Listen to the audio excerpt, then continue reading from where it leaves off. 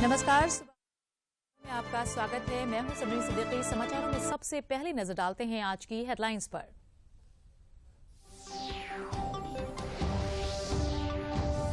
साल 2023 का आगमन, मानव विकास सूचकांकों में देश की स्थिति सुधरी, आत्मनिर्भर भारत, समृद्ध भारत की उम्मीदें बढ़ी।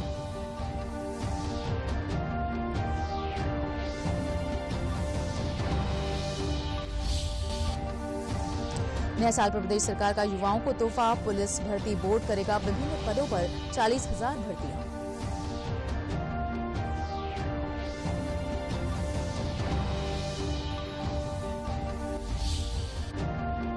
स्थानीय निकाय चुनाव में ओबीसी आरक्षण पर गठित आयोग 3 महीने में देगा अपनी प्रारंभिक रिपोर्ट।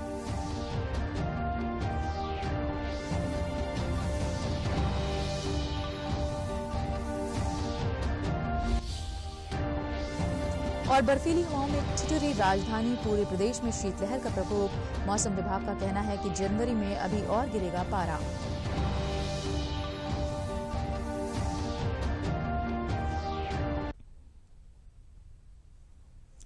आप सभी को समाचार एकांश की पूरी टीम की तरफ से नववर्ष की हार्दिक शुभकामनाएं। और अब समाचार विस्तार से। दुनिया में नए साल में कदम रख दिया है और कोविड महामारी की चुनौती से उभरते हुए 2022 काफी राहत का समय रहा। अब 2023 उम्मीदों का साल है। भारत के संदर्भों में देखें तो उम्मीदें बदलती हैं। स्वाभिमान पाने की इच्छा है। अनेक मानव विकास सूचकांकों में भारत की स्थिति सुधरी है।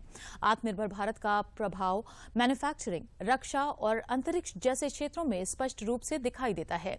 देश तेजी के पंख पर सवार होकर नई ऊंचाइयों तक पहुंचने को तैयार है। वर्तमान साल में देश G20 की अध्यक्षता भी कर रहा है। कहीं न कहीं अवसरों का द्वार भी खुल रहा है।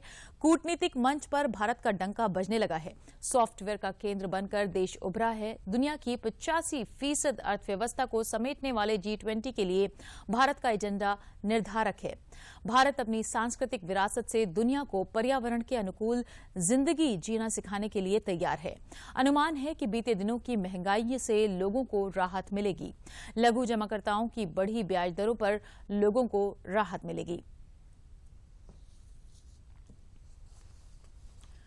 नए साल में प्रदेश में सरकार 40,000 पुलिसकर्मियों की भर्ती करेगी। उत्तर प्रदेश पुलिस भर्ती और प्रोन्नत बोर्ड ने उप निरीक्षक व सिपाही समेत अन्य पदों की भर्ती प्रक्रिया आरंभ की है।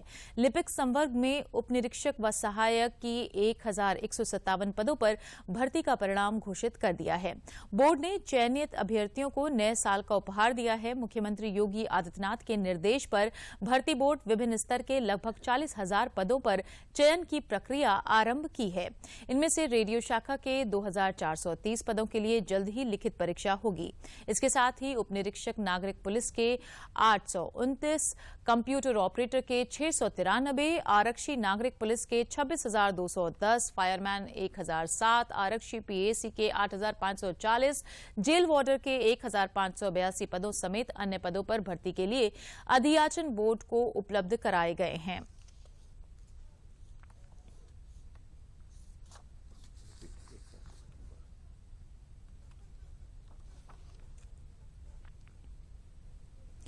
दुनिया ने नए साल में कदम रख दिया है। कोविड महामारी की चुनौती से उभरते हुए 2022 काफी राहत का समय रहा। अब 2023 उम्मीदों का साल है। भारत के संदर्भों में देखें तो उम्मीदें बलवती हैं। स्वाभिमान पाने की इच्छा है। अनेक मानव विकास सूचकांकों में भारत की स्थिति सुधरी है। आत्मनिर्भर भारत का प्रभाव मैन्युफैक्चरिंग, रक्षा और अंतरिक्ष जैसे क्षेत्रों में स्पष्ट रूप से दिखाई देता है। देश तेजी के पंख पर सवार होकर नई ऊंचाइयों तक पहुंचने को तैयार है। वर्तमान साल में देश G20 की अध्यक्षता भी कर रहा है। कहीं न कहीं अवसरों का द्वार भी खुल रहा है। कूटनीतिक मंच पर भारत का डंका बजने लगा है। सॉफ्टवेयर का केंद्र बनकर देश उभरा है। दुनिया की 85% अर्थव्यवस्था को समेटने वाले G20 के लिए भारत का एजेंडा निर्धारक है। भारत अपनी सांस्कृतिक विरासत से दुनिया को पर्यावरण के अनुकूल जिंदगी जीना सिखाने के लिए तैयार है। अनुमान है कि बीते दिनों की महंगाई से लोगों को राहत मिलेगी। लघु जमाकर्ताओं की बढ़ी ब्याज दरों पर लोगों को राहत मिलेगी।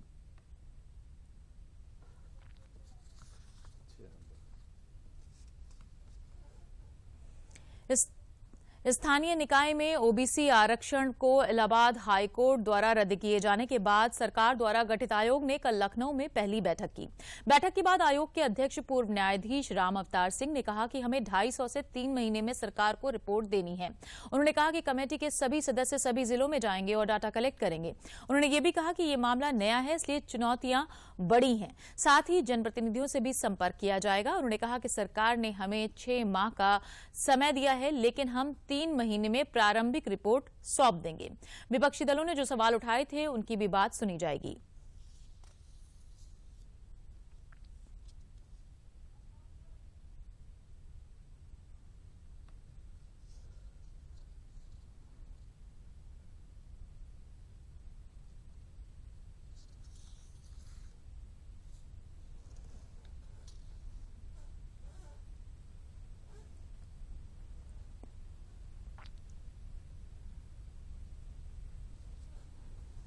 हमें 2.5-3 महीने में रिपोर्ट सबमिट करनी है।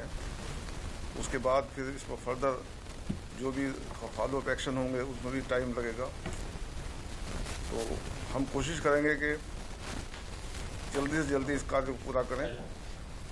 यूपी के सभी जनपदों में हम जाएंगे, कमिश्नर स्टेज पर भी और डिस्ट्रिक्ट लेवल में भी। सब वहाँ रेवेन्यू ऑफिसर्स, डिस्ट्रिक्ट मजिस्ट्रेट से संपर्क करके और उनकी सहायता लेकर हम वहाँ से डाटा कलेक्ट करेंगे।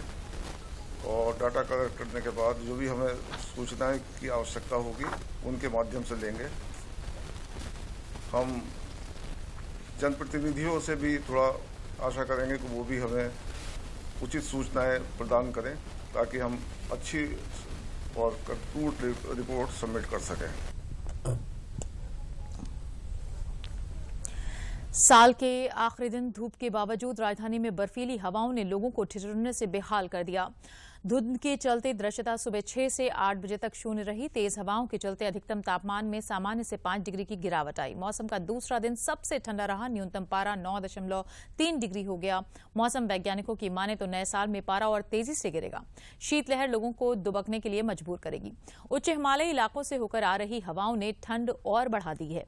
मौसम विभाग का अनुमान है कि जनवरी महीने में औसत तापमान सामान्य से कम रहने की उम्मीद है। हवाई अड्डे पर दृश्यता शून्य होने के असर उड़ानों पर भी देखने को मिला। घंटों यात्रियों को विमान के उड़ने का इंतजार करना पड़ा। रेल और बस सेवाएं भी कोहरे के कारण प्रभावित हुईं। शनिवार को चारबाग रेलवे स्टेशन से जाने वाली आधा दर्जन ट्रेनें 3 से 7 घंटे की देरी से पहुंची।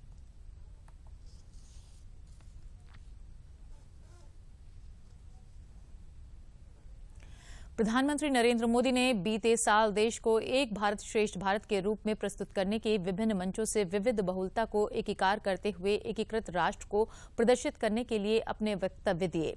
आइए देखते हैं प्रधानमंत्री नरेंद्र मोदी ने बीते साल में भारत की सुंदरता को किस तरह से प्रस्तुत किया।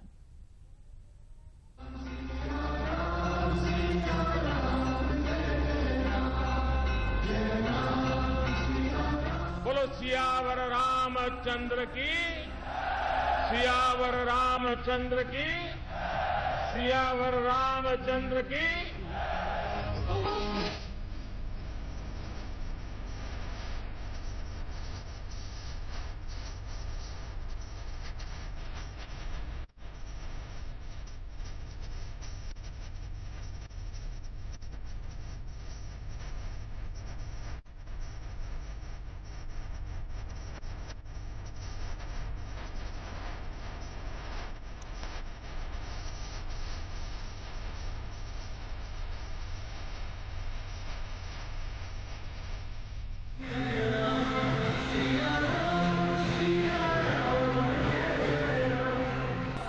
हमने त्रेता की उस अयोध्या के दर्शन नहीं किए, लेकिन प्रभु राम के आशीर्वाद से आज अमृत काल में अमर अयोध्या की अलौकिकता के साक्षी बन रहे हैं।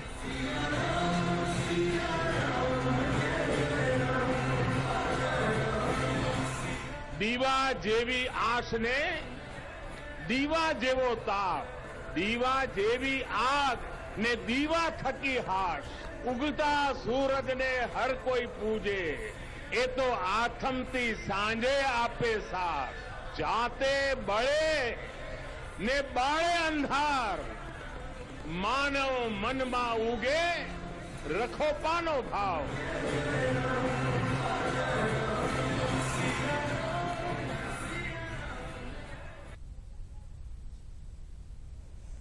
मुख्यमंत्री योगी आदित्यनाथ ने सन 2023 के शुभारंभ के अवसर पर प्रदेशवासियों को हार्दिक बधाई देते हुए उनकी सुख समृद्धि की मंगल कामना की है। उन्होंने कहा कि राज्य सरकार उत्तर प्रदेश को देश का अग्रणी राज्य बनाने के लिए गंभीरता से कार्य कर रही है।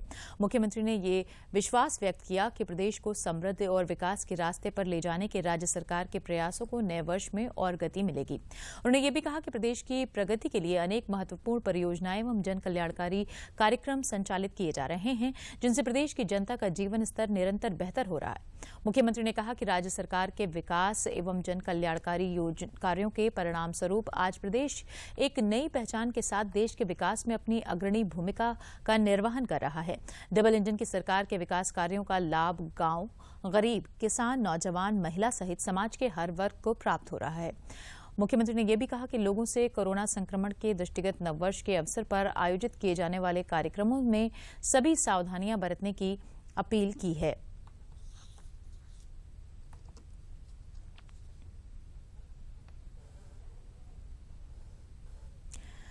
पिछले कई वर्षों से कोविड-19 महामारी के चलते फीके रहे नए साल के जश्न को इस बार लोगों ने खुलकर मनाया।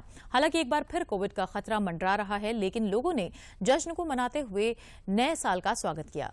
लखनऊ में बाजारों को नए साल के स्वागत के लिए सजाया गया था। हजरतगंज में लोग इकट्ठा हुए और इस कड़ाके की ठंड में भी नए साल का जश्न मनाया। खट्टी मीठी यादों को छोड़कर गए 2022 के बाद आए 2023 का लोगों ने स्वागत किया। इस मौके पर हजरतगंज इलाके में रंगारंग कार्यक्रमों की प्रस्तुति भी की गई। नववर्ष मनाने वाले हुड़दंगी ना करें, इसको लेकर लखनऊ पुलिस भी पूरी तरह मुस्तैद रही और चप्पे चप्पे पर पुलिस तैनात रही। कोविड महामारी को देखते हुए लोगों को जागरूक भी किया गया।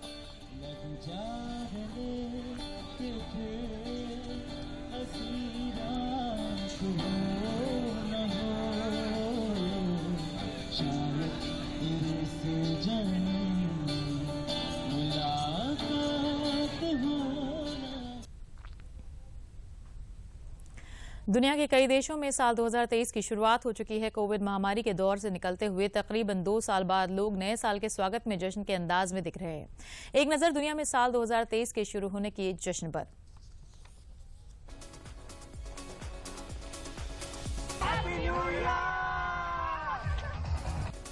साल 2021 की जब शुरुआत हो रही थी तब देश और दुनिया पर कोविड का साया था। साल 2022 की शुरुआत भी कुछ इसी तरह से रही थी, लेकिन अब जब 2023 का आगाज हो रहा है तब चीन को छोड़ दें तो पूरी दुनिया तकरीबन महामारी के बुरे दौर से आगे बढ़ चली है। यानी महामारी के दौर के बाद साल 2023 का आगाज जश्न और उल्लास के साथ अपनों के संग बेखौफ।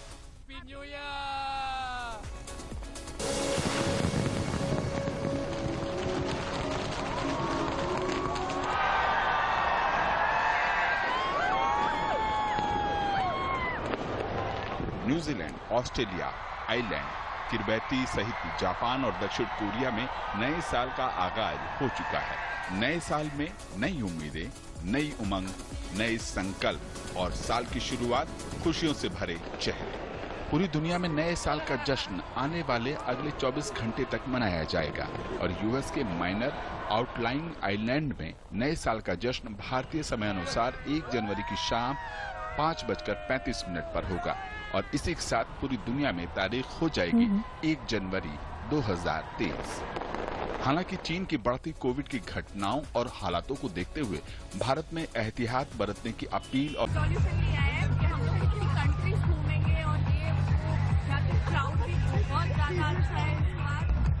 बार हम लोग इंदौर से आए हैं और यहाँ का क्राउड इस बार बहुत ज्यादा अमेजिंग है। कोविड के इतने टाइम बाद इतनी मस्ती करने का मौका मिल रहा है, really very amazing. So we are having a fun time over here and from all of us we really wish you happy new year. Delhi, Mumbai, Goa, Bengaluru सहित देश के कई महानगरों, पर्यटक स्थलों, शिमला, मनाली, मसूरी, नैनीताल में पुलिस ने यातायात के दबाव को देखते हुए विशेष इंतजाम किए हैं। साथ ही ड्रिंक करके वाहन न चलाने की हिदायत भी दी है। राजधानी दिल्ली में तो 18,000 से ज्यादा पुलिस कर्मियों को तैनात भी किया गया है। जो नए वर्ष के उपलक्ष्य में जो बोनाफाइड सेलिब्रेशन का राइट है, और जो बोनाफाइड सेलिब्रेशन का जो माहौल बनता है, एक हर्षोल्लास का जो माहौल बनता है, उसको सेफ एंड सिक्योर तरीके से मनाने के लिए जो डिप्लॉयमेंट और प्रेजेंस और जो स्ट्रैटेजिक जो पुलिसिंग कहेंगे उसकी व्यवस्था दिल्ली पुलिस की तरफ से रहेगी। साल 2023 के उत्साह में डूबे लोग जश्न मनाएं खूब उमंग और उत्साह के साथ, लेकिन जिम्मेदारियों का भी ख्याल रखें। मास्क पहनें, सड़क के नियमों का पालन करें, खुद सुरक्षित रहें और दूसरों को भी रखें। दशाश्वमेध घाट पर गंगा सेवा निधि द्वारा होने वाली विश्व प्रसिद्ध मां गंगा की दैनिक आरती में वर्ष 2022 के अंतिम दिन को विदा करते हुए 2023 का स्वागत किया गया। देश विदेश के श्रद्धालुओं के साथ गंगा सेवा निधि और काशीवासियों ने मां गंगा की आरती में घंट, घड़ियाल और शंखनाद से 2023 का स्वागत किया। 1001 दीपों से लिखकर स्वागत किया गया।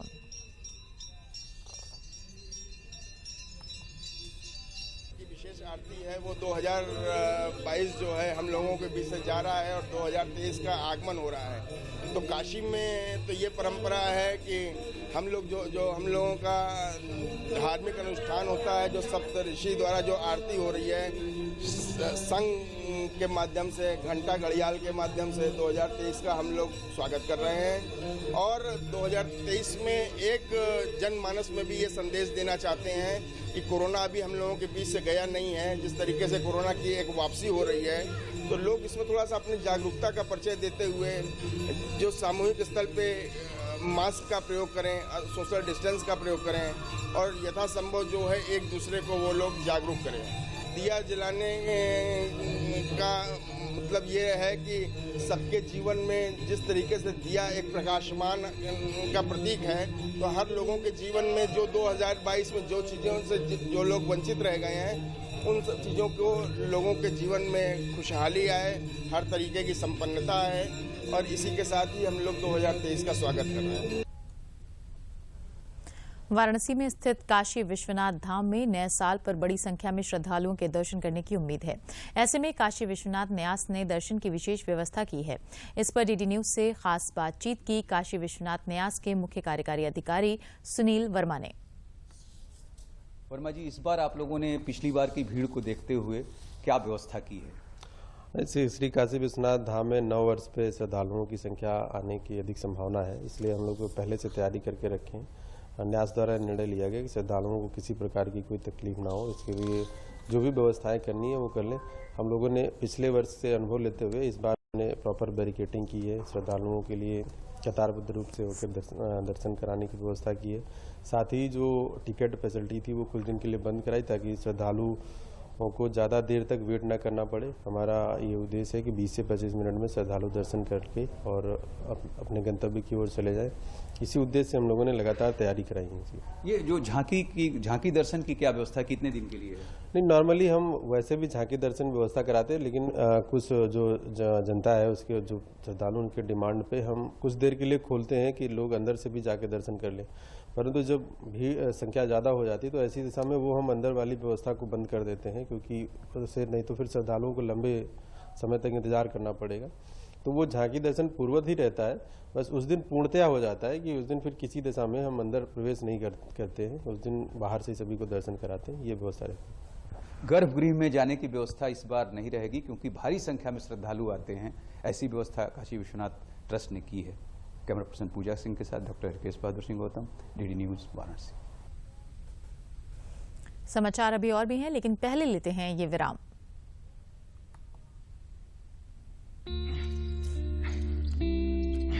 Got it. सोचिए, अगर असल जिंदगी में ऐसी हालत हो तो कितनी मुश्किलें होती हैं, लेकिन शुक्र है बैंकिंग के लिए नहीं। अगर आपकी उम्र 70 साल से अधिक हो, क्या आप दिव्यांग हो, तो बैंक आपको कुछ जरूरी बैंकिंग सुविधाएं घर बैठे बैठे दे सकता है। आरबीआई कहता है, जानकार बनिए, सतर्क रहिए।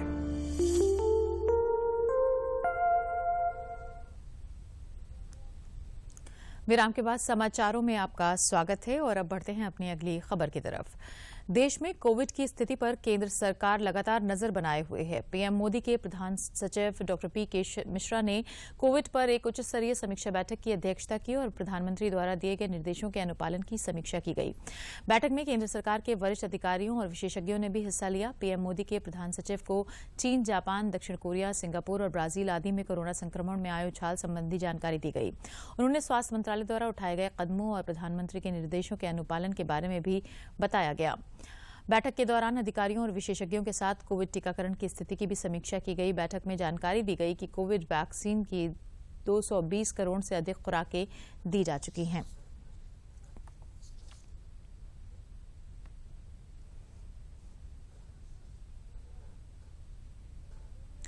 खांसी की दवा डॉक-1 मैक्स में मिलावट की खबरों के बाद केंद्र सरकार सतर्क हो गई। केंद्रीय स्वास्थ्य मंत्री मनसुख मांडविया ने कहा कि नोएडा में सिरप को बनाने वाली कंपनी मेरिन बायोटेक की सभी निर्माण गतिविधियों पर रोक लगा दी गई है। स्वास्थ्य मंत्री ने कहा कि सरकार इस पूरे मामले पर नजर बनाए हुए है, जांच चल रही है और रिपोर्ट के आधार पर कार्रवाई की जाएगी। इससे पहले विभिन्न केंद्रीय एजेंसियों और उत्तर प्रदेश के औषधि विभाग के एक दल ने 29 दिसंबर को नोएडा में मेरिन बायोटेक कंपनी में निरीक्षण किया था।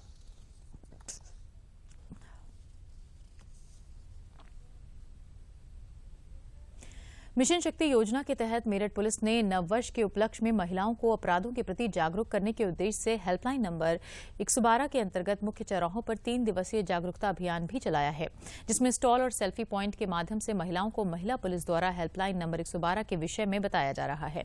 नोडल अधिकारी हेल्पलाइन नंबर 112 जितेंद्र श्रीवास्तव ने बताया कि जागरूकता अभियान के तहत यूपी पुलिस की 112 हेल्पलाइन नंबर की आपातकालीन पुलिस सहायता, महिलाओं की सहायता, बच्चों और बुजुर्गों की सहायता आदि विभिन्न प्रकार की सेवाओं की जानकारी पैम्पलेट्स और अन्य प्रचार सामग्रियों के द्वारा दी जा रही है।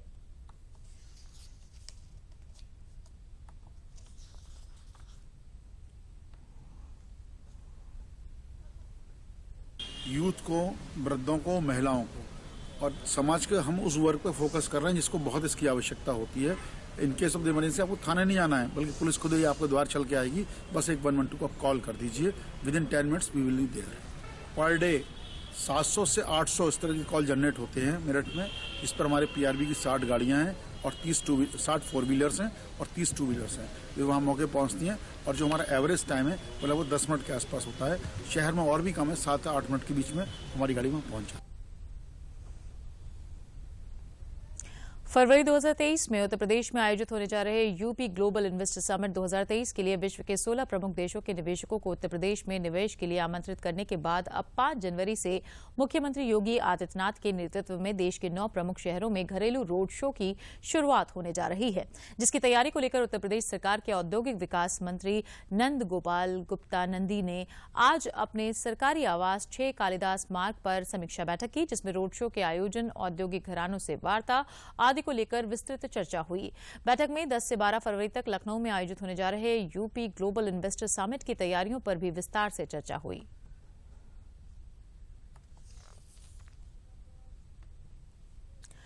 ग्लोबल इन्वेस्टर समिट को लेकर वाराणसी के उद्यमियों में भी काफी उत्साह है।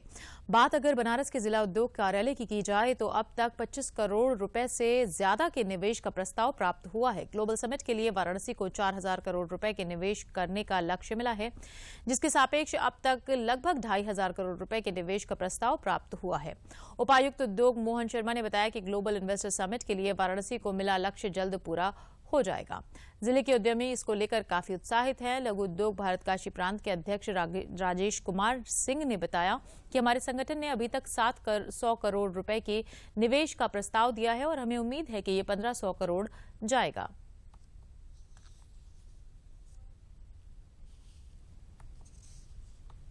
ग्लोबल इन्वेस्टर समिट के तहत जनपद वाराणसी को जो है एमएसएमई सेक्टर को 4000 का टारगेट मिला हुआ है, जिसके तहत यहाँ उद्यमियों ने काफ़ी उत्साह दिखाया है और 140 उद्यमियों ने जो है अभी तक 2520 करोड़ का जो है इन्वेस्टमेंट जो है कर दिया है और ये निवेश सारथी पोर्टल पे भी हमारा शो कर रहा है। और इसमें आईआईए और लघु उद्योग भारती ने मिल करके लगभग 1500 करोड़ का इन्वेस्टमेंट जो है करा दिया है और हम आशा करते हैं कि और जो है ये आगे बढ़ेगा और लक्ष्य को हम लोग जो है जल्द से जल्द 100% पूरा कर लेंगे।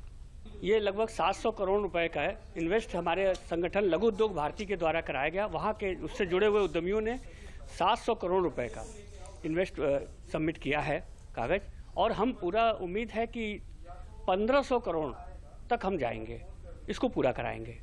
इसमें इन्वेस्ट करके जो नए उद्यमियों को बहुत अच्छा चांस मिलने वाला है इससे, और रोजगार की संख्या बहुत ही ज़्यादा मल्टीपल नंबर्स में बढ़ेगी, क्योंकि इससे नए उद्यमियों को जगह की जो किल्लत है वो जगह अगर हमें मिल जाता है इतना इन्वेस्ट करके और सारी सुविधाओं के साथ तो उससे रोजगार और नए नए उद्यमियों को आप देखेंगे कि कतार लगी रहेगी। और सिर्फ यहीं से नहीं, बाहर से भी लोग इंटरेस्टेड हैं इस स्कीम में आगे करने के लिए। यूपी इन्वेस्टर समिट 2023 के लिए मुख्यमंत्री लगातार देश के शीर्ष उद्यमियों को यूपी में निवेश करने के लिए साधने में जुटे हुए हैं। ऐसे में पश्चिमी उत्तर प्रदेश के सबसे बड़े सेंटर मेरठ के उद्यमी भी इन्वेस्टर समिट में बढ़ चढ़कर हिस्सा ले रहे हैं।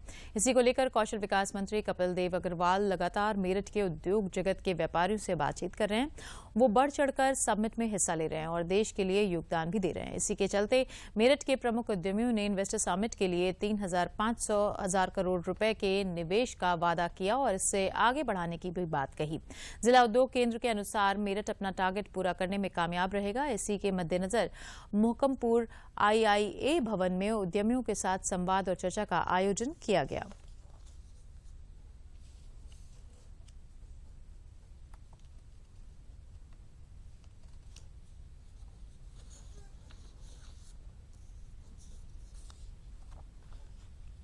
समझनी है जो हमारा विभाग है स्किल डेवलपमेंट का, तो उनका हमें स्किल मैपिंग करनी है। इस इंडस्ट्री के लोग हमारे स्किल्ड बच्चों को अपने यहाँ जॉब दें, ये लोग जाकर के उन बच्चों को मोटिवेट करें, स्कूल में जाएं, कॉलेजों में जाएं।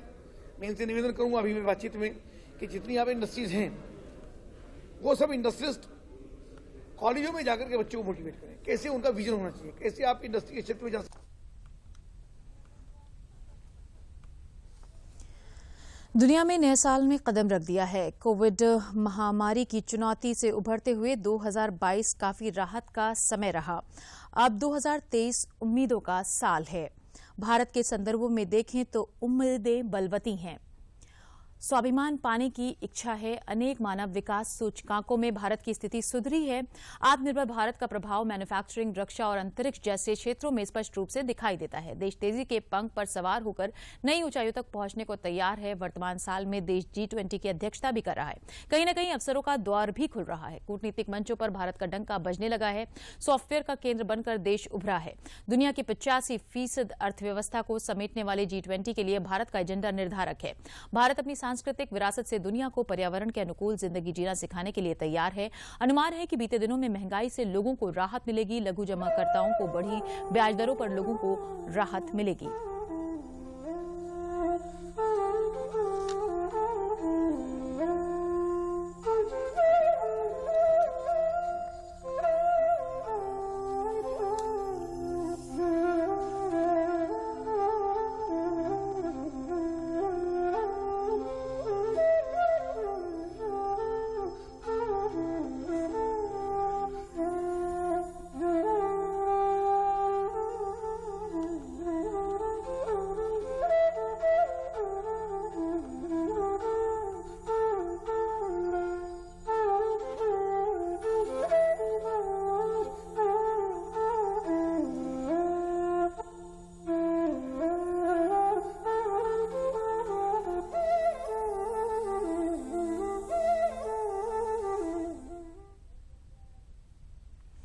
और अब अंत में प्रमुख समाचार एक बार फिर।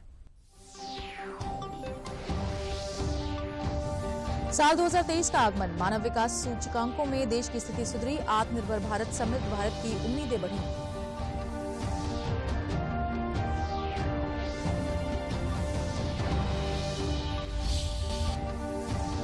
नए साल पर प्रदेश सरकार का युवाओं को तोहफा। पुलिस भर्ती बोर्ड करेगा विभिन्न पदों पर 40,000 भर्तियां।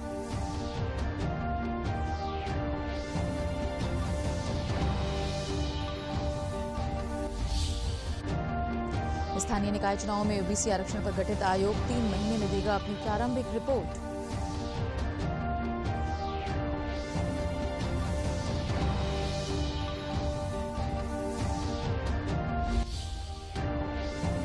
और बर्फीली हवाओं में ठिठुरी राजधानी, पूरे प्रदेश में शीतलहर का प्रकोप। मौसम विभाग का कहना है कि जनवरी में अभी और गिरेगा पारा।